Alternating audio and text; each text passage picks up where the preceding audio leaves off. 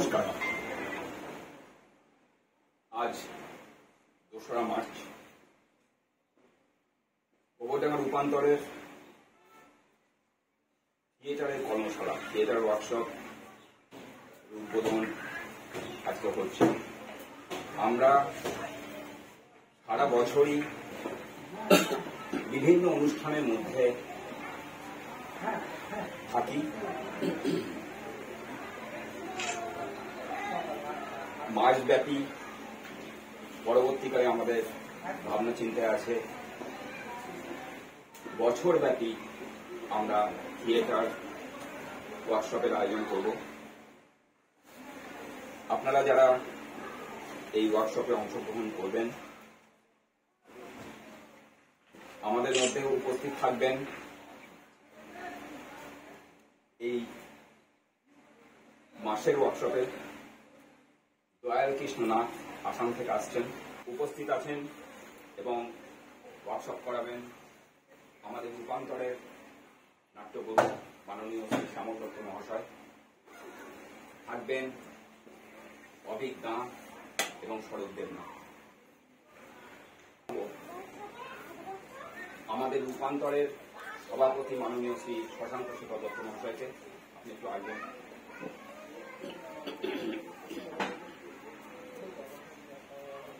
মঞ্চে ডেকে নেব গোবরডাঙ্গা রূপান্তরের নাট্যগুরু মাননীয় শ্রী শ্যামল দত্ত মহাশয়কে। প্রত্যেককে আমরা আন্তরিকভাবে অভিনন্দন জানাচ্ছি। নমস্কার। মাননীয় সভাপতি এবং দলের পদাধিকারী ব্যক্তিরা যারা এখানে উপস্থিত আছেন,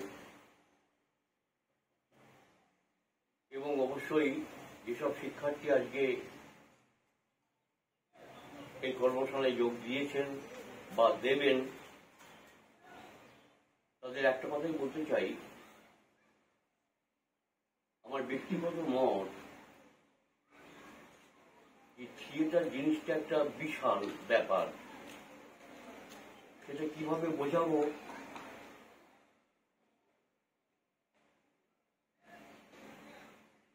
যেভাবে বোঝাবো সেভাবেই তোমরা বুঝতে পারবে যে কি বিশালত্ব এর জন্য আমি বলতে চাইছি। যে ধরো আমরা বা তোমরা কেউ সমুদ্রের সামনে গিয়ে দাঁড়ালে, সমুদ্রের সেই গভীরতা আমরা কেউ জানি না, দেখে আমরা অবাক হয়ে যাই, মুগ্ধ হয়ে যাই। তেমনি যদি হিমালয়ের পাদদেশে গিয়ে যদি দাঁড়াই, তাহলে সেই হিমালয়ের উচ্চতা মাপতে আমাদের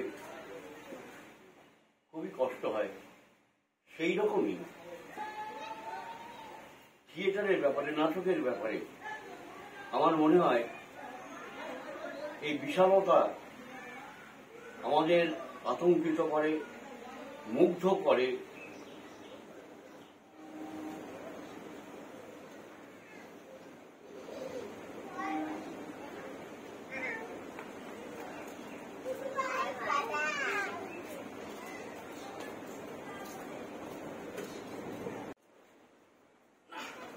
আজকের হর্তাটা কত উঠেছে দেখে নিস।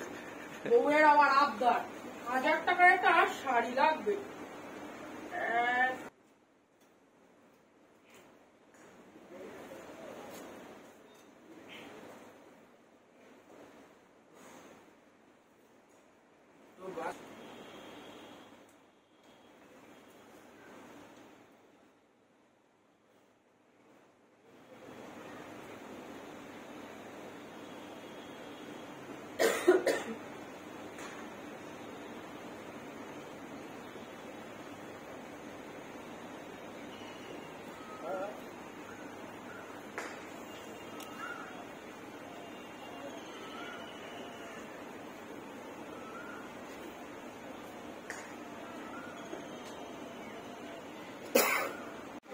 শব্দটা হলো নিঃশব্দে, এটা হচ্ছে প্রয়ের উপর দিয়ে আমরা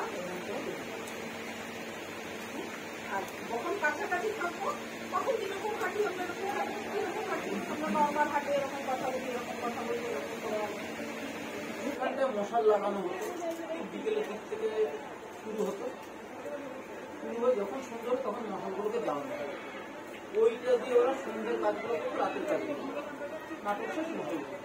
মহলের ব্যবহার অনেক দিন হতো, তারপর জঙ্গলের ভিতর থিয়েটারটা হতো।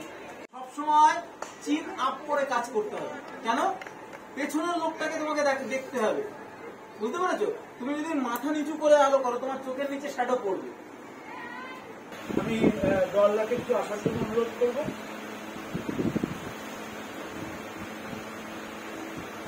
আর আমি আমাদের সভাপতি শ্রী সর্বান্ত চট্টোপাধ্যায়কে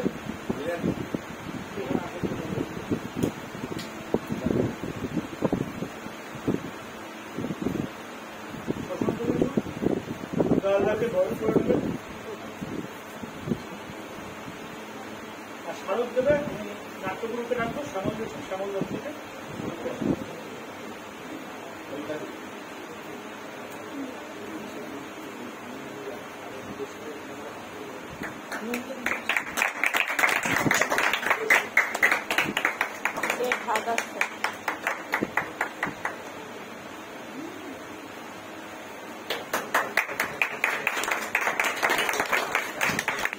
আপনি যখন গামছাটা এখানে নিয়ে আসবেন, দাদা কোথায় থেকে? আসাম থেকে। আসাম কোথায়? আমি যাচ্ছিলাম সবাই কি বুঝতে যে গামছা সবার একটা একটা দেশের পরিচয় আছে না, এই আলাদা আলাদা।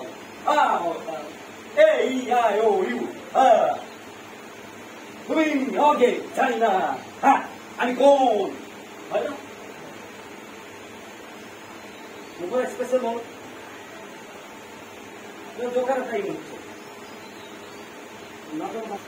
যদি যখন দেশে জলে হাত দিয়ে পড়ছে পিছিয়ে পিছল হবে, স্লিপারি হচ্ছে জলের ভিতরে, পাথর হচ্ছে পাথর স্লিপারি তো বারবার স্লিপ করছে, বারবার স্লিপ করছে। আর দু একজন সুরঞ্জন আশেপাশে এই দু একটা গুলি ফুটায় বলছে দেখ ভালো করি, কেউ বলছে সুরঞ্জর ভিডিও একটু নেই, বলছে একটা গেলে ফেলে দাও সুরঞ্জর ভিতরে। আর একজন বলছে না না না, ওই গ্যারেন্টটা দিলে ফেলে গেলে পুরো সমস্যা হবে, এই শব্দটা নিয়ে অনেক দূরে যাবে, তখন পুলিশ চাই আমাকে ধরবে। তারপরে নাম চলে গেছে, ওরা চেষ্টা করে বারবার পিছনে আগে চলে গেছে, চলে একটু চলে যেহেতু একটু শুধু মাথাটা একটু ওনার শরীর একটু বাসে আছে, বাকি জলের ভিতরে ও ড্রাইভিং করছে, ওরা জাম জন্য আগে বাড়ার জন্য। তাহলে মাথা পর্যন্ত এইটাই মাথা ঢুকে গেছে। কেন? আমি এখন ফ্যামিলি এনভায়রনমেন্টে নেই, নাটকের এনভায়রনমেন্ট।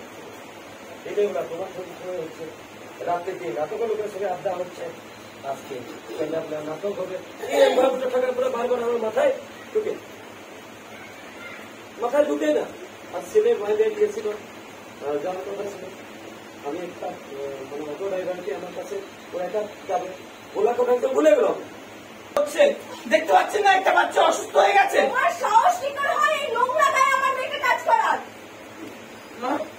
কি হয়েছে তোর? আর কিছু হবে না। দেখো দেখো তুমি কার জন্য কি করেছো তারই নাকি ভালো লাগছে না, তাই না?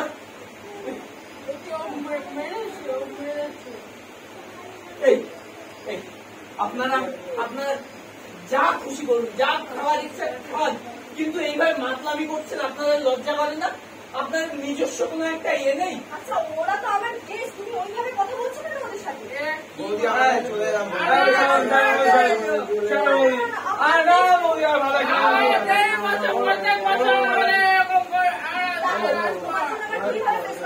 হ্যাঁ, এত সময় ধরে তোমার এই ড্রেস দেখে ওরা এত সময় যে কমেন্ট করছিল, সেগুলো বোঝার ক্ষমতা যদি তোমার থাকতো, তাহলে তুমি এখনো ওদের হয়ে ওকালতি করছো না। মানে বোঝো?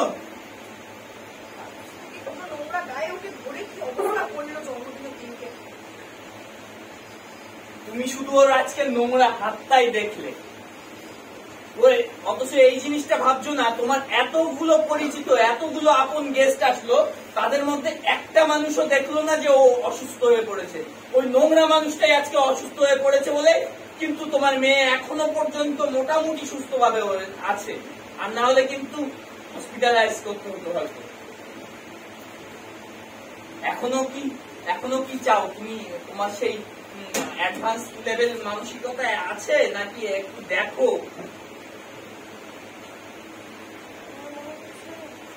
একটা ভুল বোঝাবুঝি করছে।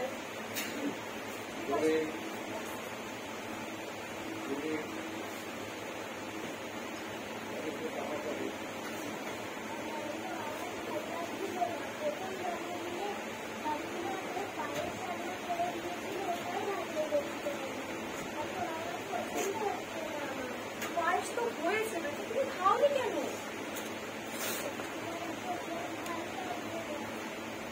কারণ কি জানো তো, আমরা যেমন আমার মা বাবা যেমন আমাদের শিকড়টুকু ধরে বাঁচতে শিখিয়েছে, ওর মধ্যে না সেটা অটোমেটিক্যালি আছে। তুমি জোর করালে হয়তো সেটাকে মুছে দিতে পারো, কিন্তু সহজে পারবে না। আর মুছে দিলেও না খুব একটা লাভ কিছু হবে না। তুমি একটু ভালোভাবে দেখো তোমার আশপাশের দিকটা, কোনো কিছু ঠিক নেই অবন্তিকা, কিছু পাল্টে যাচ্ছে, শুধুমাত্র শিকড় তুলে যাচ্ছি বলে। আমাকে তুমি ক্ষমা করে দাও, আমার সত্যি ভুল হয়ে গেছে। আমরা বরং কাল ওর সাধারণভাবে জন্মদিন পালন করি। তোমার যাকে ইচ্ছে তুমি তাকে ডেকো। তোমার বেস্ট ফ্রেন্ড রিমাকে ডাকতেও ভুলো না কিন্তু। ঠিক আছে, ওর বাবাকেও বলবি মা, ঠিক আছে? ওর মা, তবে কাল কিন্তু ওর বাবা আমাদের বাড়িতে ওয়েটার হিসেবে আসবে, ঠিক আছে? রিমার বাবা হয়েই আসবে। আচ্ছা, ওদের ফ্যামিলিকে আমরা নতুন জামা কাপড় কিনে দিতে পারবো, যেটা নিয়ে ওরা ভালো করে আসতে পারবে। বেটার আইডিয়া, বুঝলাম। এবার ভাবছি ওর জন্মদিনে একটা বাঙালি আনন্দ, শাড়ি পাঞ্জাবি সবাই মিলে একটা বাঙালি আনন্দ, একটা স্বাভাবিক একটা ঘরোয়া উৎসব। আর মেনু মাংস ভাত, ডাল পাঁপড় ভাজা, চাটনি পাঁপড়, পায়েস, জমিয়ে মিশিয়ে। মাছটাই তো পারবে।